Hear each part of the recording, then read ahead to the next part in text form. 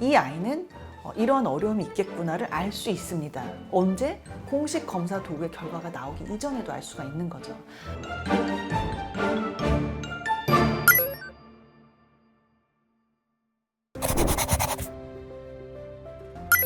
네, 언어 평가에 대해서 이제 오늘 비공식 언어 평가는 어떤 식으로 진행이 되는지 이야기를 해보고자 합니다. 공식 검사 도구를 이제 돌릴 수 있는 방법이 있고 비공식 검사가 있는데 비공식이라고 해서 뭔가 숨어서 이상하게 하는 게 아니에요. 사실 수업 시간에 제가 굉장히 강조하는 게 얘들아 공식 검사 도구만 절대 돌리면 안 된다라고 얘기를 합니다. 왜냐면 학생들은 공식 검사 도구는 그렇게 그냥 이미 다 제한돼 있고 돌리면 바로바로 점수가 나오기 때문에 굉장히 쉽거든요, 어떻게 보면. 그런데 공식 검사 도구에 제한점들이 제가 있다고 말씀을 드렸죠. 예를 들면 그 안에 들어가는 규준이 저희 아이한테 맞지 않는 규준이 될 수도 있습니다. 다양한 언어에 노출이 됐다거나 다양한 문화에 노출이 됐다거나 사회 경제적 위치가 좀 다르다거나 하면 조금 다를 수 있기 때문에 그 공식 검사 도구의 어떤 규준을 결과만을 믿을 수는 없습니다. 그래서 반드시 임상적 어떤 경험이 많다거나 연구를 오래 한 사람 입장에서는 비공식적으로 검사를 하는 게 굉장히 중요하다고 생각을 합니다. 그럼 이 비공식 검사라고 말하는 것 중에 어떠한 것들이 있을까요?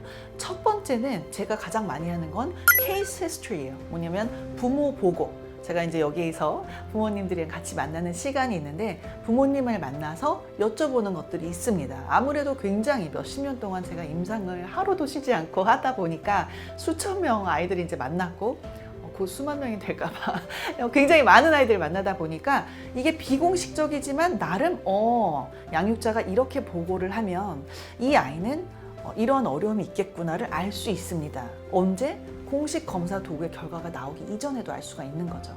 첫 번째로 가장 많이 물어보는 제가 질문은 주호소입니다. 메인 컨서언이죠. 그러니까 부모님께 다른 사람이 말하는 게 아니라 또는 다른 전문가가 말하는 게 아니라 부모님께서 어떤 아동이 갖고 있는 어려움, 언어 때문에 오는 어려움이 뭐라고 느끼시냐, 지금 부모님 뭐를 힘들어 하시나를 여쭤봅니다. 그럼 부모님 말씀을 이렇게 들어보면 아이가 뭐 학교에서 이렇게 해서 뭐 언어가 이렇게 해서 어려워요, 또는 집에서 아이한테 뭘 질문하면 도대체 무슨 얘기를 하는지 잘 모르겠어요 등등등등등. 그걸 들어보면 본 아동은 좀 어려움이 있겠다가 이제 나올 수 있습니다. 그래서 메인 컨서언을 물어보고요.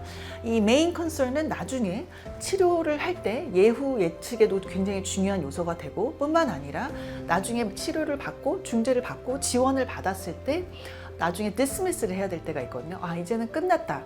서로가 맞아야 됩니다. 부모님의 주호소가 해결이 되어야만 사실 저희 전문가도 이제는 모든 게 잘 해결됐습니다. 해피엔딩이 될 수 있거든요. 그래서 굉장히 중요한 요소입니다. 그래서 주호소를 여쭤보고요. 그리고 나서는 제가 또 많이 질문하는 것 중에 아동이 지금 갖고 있는 이 언어의 어려움을 인지하고 있는지에 대한 질문을 합니다. 이 질문을 하는 이유는 아주 어린 연령이어도 만 2세더라도 자기가 이걸 언어가 뭔가 소통이 되고 있지 않다 그러면 짜증을 내고 있습니다. 물건을 던진다거나 생떼를 이제 부린다거나 하여튼 굉장히 집안에서 어려운 환경들이 많이 일어나요. 그래서 그러한 보고를 듣습니다. 인지가 정상이기 때문에 아이들이 굉장히 잘 알거든요. 지금 뭐가 잘 안 되고 있다라는 거. 그래서 그런 게 있는 아동과 또 없는 아동이 다르죠. 어떤 아동들은 그냥 해피한 아동들이 있어요. 그래서 그러한 거를 질문한 경우가 있고 조금만 연령이 높아지면 그런 걸로 인해서 소심해지는 아이들이 있고요. 또는 과격한 행동을 보이는 아동들이 있기 때문에 지금 현재 아동이 자신의 언어 문제를 인지하고 있습니까? 라는 질문을 드립니다. 그거 외에도 잦은 중이염이 있었습니까? 또는 다른 소근육 문제에 어려움이 없었습니까? 질문들도 하지만 그 질문을 하는 이유는 그 과정에 제가 언어의 어려움은 도대체 왜 생겨날 수 있는 거고 이러한 경우에는 어떠한 과정을 통해서 평가를 할 수 있고 평가 결과 이러한 진단명을 내릴 수 있고 진단명이 나왔을 때 어떤 식으로 전문가가 지원을 해줄 수 있다를 설명하고 어떻게 보면 상담하는 시간이에요. 그래서 제가 부모님께 꼭 드리는 말씀은 이 비공식 검사인 것 같지만 부모님이 지금 평가를 아동이 받을 때 어떤 일은 일어나지 않았죠. 평가 결과도 나오지 않을 거고요, 그날. 또는 두 번째는 만약에 도움이 필요하더라도 지원이 지금 바로 일어나지 않습니다. 다만 부모님이 갖고 계신, 양육자가 갖고 있는 이 어려움 또는 뭔가 불안함, 그리고 잘 알지 못해서 갖고 있는 약간 미신적인 것도 있어요. 어떤 부모님은 우리 아이가 멀쩡하다가 학교에서 뭐 누구를 따라하더니 갑자기 말을 더듬었다 이런 경우도 있거든요. 그래서 그러한 것들을 타파하는 시간이 돼요. 그래서 제가 한 학기 아닌 거의 1년짜리 수업을 한다고 말씀을 드리고 정확한 정보 전달을 함으로써 양육자가 적어도 아동 언어 발달은 이렇게 진행이 되는구나, 또는 우리 첫째는 안 그랬는데 왜 우리 둘째는 어려울 수 있구나, 또는 만약에 정말 어려움이 있으면 이렇게 지원이 들어가면 되겠구나라는 그 모든 지식이 머리에 쌓이면 굉장히 많이 편해집니다. 지금 당장 아동의 문제는 해결되지 않았더라도 굉장히 다른 거예요. 그래서 그러한 시간이 전문가에게도 굉장히 중요하고 양육자에게도 중요합니다. 그래서 이 시간을 반드시 갖고요.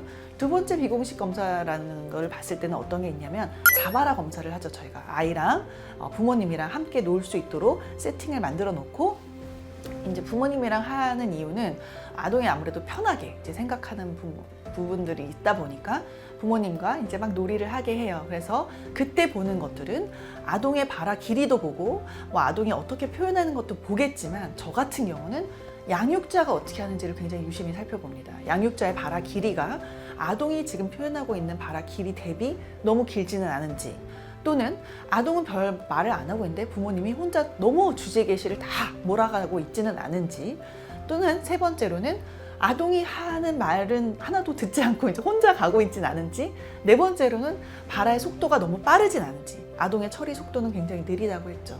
근데 부모님이 너무 빠른 속도로 말하고 있진 않은지 등등등을 분석합니다. 그래서 그런 것들을 이제 나중에 중지 때도 얘기를 드릴 수 있고, 부모 코칭을 할 때 또는 평가 결과 때 보고를 드립니다. 아동 대비 부모님이 어떻게 하고 계시는지 이런 것들을 볼 수가 있고요.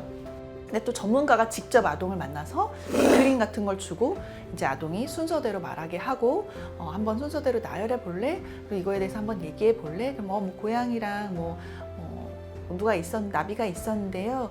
이 소녀는 뭐 낚시를 하러 온 것 같아요. 그래서 기승전결을 잘 얘기를 하는지, 또는 기승전결을 얘기를 할 때 그 문장의 길이는 어떤지, 문법 형태에서 결석 표진을 잘 하고 있는지 등등등을 보죠. 그래서 비공식적으로 일어나지만 이 아동의 발화를 유도하면서 아동의 언어를 볼 수 있는 굉장히 중요한 표지자입니다. 뿐만이 아니라 뭐 이야기를 하는 것도 보고 굉장히 다양하게 볼 수 있습니다. 그래서 공식 검사 도구의 결과도 중요하지만 비공식적으로 이 검사, 정확한 어떤 수치가 또래 아동 대비 어디에 놓여 있다가 정확하게 나와 있지는 않지만 임상적으로 연구적으로 데이터를 봤을 때 본 연령 대비 이 아동이 이 정도는 해야 되는데 지금 이렇게 하고 있지 못하구나를 아주 잘, 어떻게 보면 디스크립티브하게 묘사해서 이 아이를 바라볼 수 있는 좋은 방법입니다.